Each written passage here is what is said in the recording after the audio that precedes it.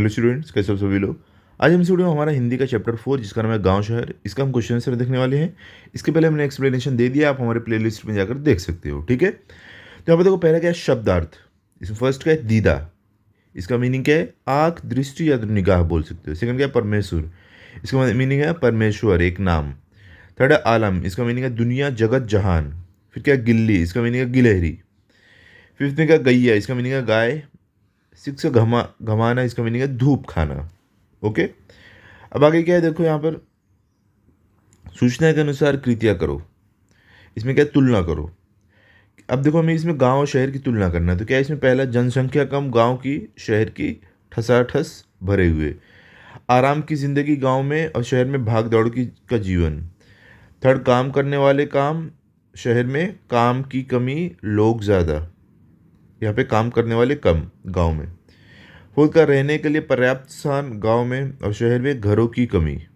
Okay, इस तरीके से आपको लिखना है। अब आगे क्या है देखो, उचित जोड़ियाँ मिलाओ। यहाँ पे हमें जोड़ी मिलाना है, तो देखो यहाँ पर है उत्तर, यहाँ लिखना है, हमें ऑप्शन यहाँ पर दिए गए। क्या पहला मेट्रो, इसका देखो ऑप्शन यहाँ पे गांव कस्बा शहर दिया है, तो हमारा आंसर क्या है शहर है मेट्रो का।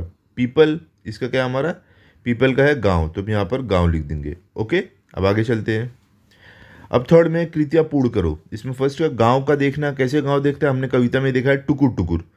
शहर का देखना, ये हमने क्या देखा है कविता में, शहर कैसे दिखता है दीदे फाड़े, दीदा फाड़े बोल सकते हो। ओके, अब आगे चलते हैं। फोर्थ क्या है, एक शब्द में उत्तर लिखो। हमें एक शब्द में, एक वर्ड में आंसर लिखना है। ओके, समझिए, चलो लिखते हैं, अभी देखते हैं क्या है। फर्स्ट क्या है, लंगड़ा कर चलने वाली, तो कौन था पोएम में, गैया थी जो लंगड़ा कर चल रही थी। ओके, आगे क्या है, पत्ते झरा हुआ वृक्ष, किस वृक्ष का पत्ते झड़ गए थे पोएम में, वो था पीपल का। थर्ड क्या है, बदलते से लगते हैं क्या सुर। फोर्थ क्या है, जहाँ तिल रखने की जगह नहीं है, मतलब जहाँ पर एकदम से जगह ही नहीं रहे, एकदम ठसाठस भरा रहे। कौन सी जगह हमने पोइम में देखा, शहर है वो जगह। क्लियर, चलो अब देखो आगे आपको क्या है, यहाँ पर क्या बोल रहे हैं, पाठ्य पुस्तक के पाठों से विलोम और समानार्थी शब्द ढूंढकर उनकी सूची बनाओ और उनका अलग अलग वाक्यों में प्रयोग करो। विलोम मतलब क्या, अपोजिट। ओके, विरुद्धार्थी और समानार्थी, ये दो आपको ढूंढकर यहाँ पर लिखना है और इसको वाक्य में प्रयोग करना है। तो देखो मैंने लिख के रखा है यहाँ पे शब्द आपके, ये विलोम शब्द है, ये वाक्य में प्रयोग है। ओके, तो देखो इसमें पहला क्या है आपको, गांव। गांव का विलोम अपोजिट क्या है, शहर। इसका वाक्य में प्रयोग कैसा होगा, गांव की शांति मुझे शहर की भीड़ से ज़्यादा पसंद है। आगे का बदला, इसका विलोम अपोजिट क्या है, स्थिर। मौसम अचानक बदला लेकिन उसका मन स्थिर रहा। अब आगे क्या है, रात, इसका अपोजिट है दिन। इन दोनों को यूज़ करके हमें सेंटेंस बना, कैसे बनाएंगे, हम रात में गांव पहुंचे और दिन में शहर लौट आए। फिर क्या है, खुला, अपोजिट इसका है बंद। वाक्य में प्रयोग कैसे करोगे, उसकी आंखें खुली थी मगर होठ बंद थे। ओके, उसका भी क्या है आगे, इसका अपोजिट क्या है, पीछे। वह शहर की तरफ आगे बढ़ा, गांव पीछे छूट गया। अब आगे क्या, भरा, अपोजिट है खाली। दोनों का वाक्य में प्रयोग करेंगे, तो शहर की सड़कें भीड़ से भरी थी लेकिन गांव की गलियां खाली। ओके, गिरना, अपोजिट है उठना। वाक्य में प्रयोग कैसे करेंगे, खेत में बिजली गिर गई पर किसान ने फिर उसे उसे खड़े होकर काम किया। उसे फिर से उठकर फिर से उठ खड़े होकर काम किया।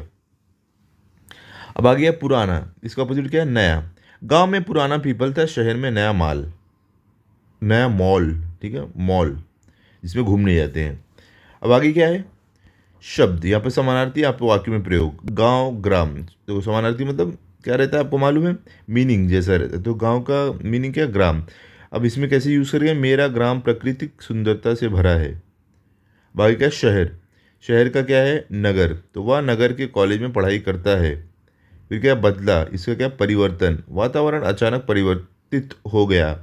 देखना, निहारना, वह टकटकी लगाकर गांव को निहार रहा था। सड़कें, इसका क्या है, मार्ग। इसमें क्या है, यह मार्ग सीधे शहर को जाता है। खेत, इसका है कृषि भूमि, हमारे दादा की कृषि भूमि बहुत उपजाऊ है। और क्या, बात, संवाद, इसका क्या है, माँ बेटे के बीच सुंदर संवाद हुआ। आँख, इसका क्या है, नेत्र, उसके नेत्रों में गांव के लिए अपमान देखा, सॉरी अपनापन देखा। ओके, इस तरीके से आपको लिखना है।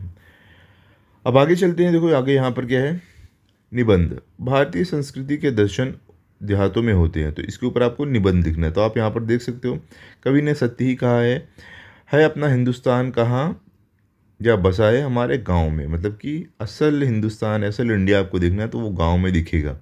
ओके, वहाँ पे सुकून आराम से आप प्रकृति देख सकते हो, पुराने घर से देख सकते हो, इसके लिए बोल रहे हैं।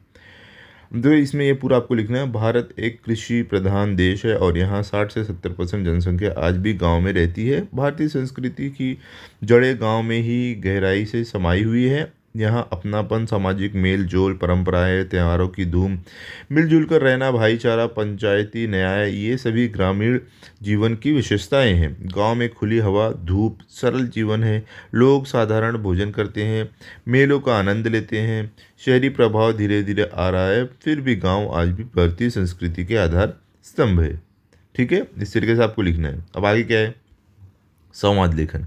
वृक्ष और पक्षी के बीच संवाद, मतलब अगर डायलॉग राइटिंग है, एक वृक्ष और एक पक्षी आपस में बात कर रहे हैं, तो कैसे आप लिखोगे, वृक्ष क्या बोलेगा, अरे वाह पंछी तुम कितने सुंदर रंगों वाले हो, और प्यारे हो।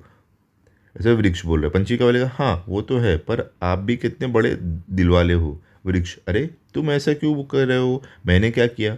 पंछी, आपको आपके बड़कपन की जानकारी नहीं है। आपने हम सारे पंछियों को अपनी डालियों पर घोंसला बनाकर रहने की जगह दी। आप हमारा कितना बोझ सहन करते हैं। वृक्ष, अरे इसमें कौन सी बड़ी बात है, यह तो तुम्हारा अधिकार है। तुम तो सदा ही से ही यहाँ रहते हो, सदा से ही यहाँ रहते हो, मैं तुम्हें कैसे रोक सकता हूँ। पंछी, ठीक है, माना कि आपकी डालियों पर झूलना और रहना मेरा जन्मसिद्ध अधिकार है, पर क्या आपको बुरा नहीं लगता कि हम चोंच मार मार के आपके फल खाते हैं, आपको चोट पहुँचाते हैं, बच्चे भी पत्थर मारकर आपको घायल करते हैं। वृक्ष, पंछी देखो, मेरा तो जन्म ही परोपकार के लिए हुआ है, तो उसमें बुरा मानने जैसी कोई बात नहीं है। पंछी, अच्छा अब मैं समझ गया। अब मैं आपको कोई कष्ट नहीं पहुंचाऊंगा, कष्ट रहेगा, आपको कोई कष्ट नहीं पहुंचाऊंगा। ठीक है, तो यहाँ पर हमारा क्वेश्चन आंसर कंप्लीट हो गया। आई होप आपने अच्छे से देख लिया होगा, लिख लिया होगा। मिलते हैं अगले वीडियो में। अगर आपको ये वीडियो अच्छा लगा हो तो इस वीडियो को लाइक करो, अपने सभी दोस्तों के साथ शेयर करो। Thank you.